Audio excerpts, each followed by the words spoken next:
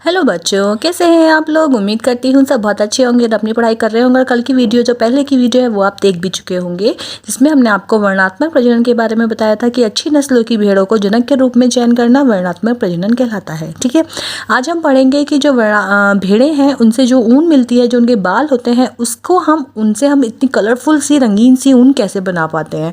सबसे पहला चरण जो है इसका वो है भेड़ के बालों की कटाई का मतलब वही काटना होता है। तो क्या होता है, उनके जो बालों पर बाल होते हैं शरीर पर, वो उतार लिए जाते हैं। ठीक है, शरीर के जो बाल होते हैं उनसे ऊन बनाई जाती है, दाढ़ी के बालों से ऊन नहीं बनाई जाती है। फिर रेशों की कटाई कर लेते हैं। और हाँ, एक बात और, जो उनके बाल होते हैं वो गर्मी के मौसम में उतारते हैं, ना कि सर्दियों के मौसम में। अगर हम सर्दियों के मौसम में उनके बाल काट लेंगे तो उनको सर्दी लग जाएगी। तो इसलिए इनकी जो कटाई है वो गर्मियों के मौसम में की जाती है, ना कि सर्दियों के मौसम में। ठीक है, इसके बाद सेकेंड स्टेप आता है अभिमार्जन।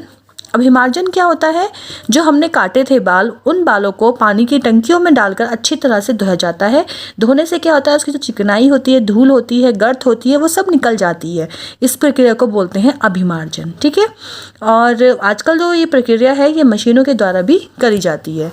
ठीक है, इसके बाद आता है आपका नेक्स्ट छटाई। छटाई के लिए क्या है, अब हमने काट लिया, धो लिया, अब क्या करेंगे, अब उसकी हम करेंगे छटाई। छटाई में जो अच्छी ऊन है, बारीक है, लंबी चिकनी है, उनको हमने अलग निकाल लिया। और जो दूसरी है खराब सी थोड़ा सा, उनको हमने अलग निकाल दिया, उनको छांट दिया। अच्छी वाली अलग, थोड़ा खराब वाली अलग। ठीक है, फोर्थ स्टेप है कताई।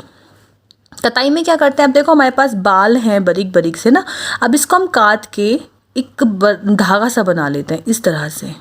ठीक है, इसको एक प्लेन धागा बना लेंगे। आपने अगर ऊन देखी होगी तो ऊन में 3 धागे होते हैं, 3 धागे आपस में मिक्स होते हैं जब एक ऊन का मोटा धागा बनता है। अगर आपने ऊन देखी होगी ऑब्वियस है आपने, तो उसका आप देखना, उसमें 3 धागे होते हैं, किसी किसी में 4 भी मिल जाएंगे आपको। वो धागे होते हैं, उनसे फाइनली ऊन बनाई जाती है। जो एक सिंगल धागा है वो जो बनता है उसे बोलते हैं कताई। जैसे 3 धागे हैं, ये 1 2 3, इसको आपस में हमने इस तरह से मिक्स कर दिया है, तो ये बन जाएगा ऊन का मोटा धागा। लेकिन जो ये सिंगल धागा था, ये भी तो बालों से बना है ना, ये जो बनता है इसे बोलते हैं कताई।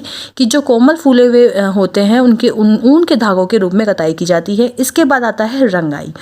अब आपने देखा होगा बकरी तो भूरे रंग की होगी, काले रंग की होगी, सफ़ेद रंग की होगी। तो इस कलरफुल ऊन कैसे बन रही है, तो कलरफुल ऊन जो बनती है वो रंगाई से बनती है।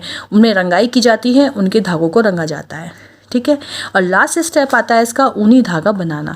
जो काटने के बाद हमारे पास सिंगल पतले पतले धागे बने थे, उसको हम सुलझा लेते हैं। सुलझा के उसको हम 1 2 3 धागे मिला के आपस में मोटा धागा बना लेते हैं, जिससे बन जाता है ऊन का धागा। और फिर इसका यूज़ किया जाता है स्वेटरों की बुनाई में या फिर और वस्त्र बुनने में काम में आता है।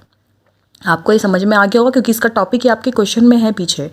ठीक है ना, मुझे याद आ रहा है, मैंने पढ़ाया है बच्चों को इसको। ठीक, एक क्वेश्चन ये भी है बच्चों आपका पीछे, ध्यान से पढ़िएगा, कि जंतु रेशों पे जो काम करते हैं, जिसकी छटाई करते हैं जो कारीगर, उनको कभी कभी एंथ्रेक्स नामक जीवाणु का संक्रमण हो जाता है। कौन से जीवाणु का, एक क्वेश्चन पूछा गया है, एंथ्रेक्स नामक जीवाणु का संक्रमण हो जाता है।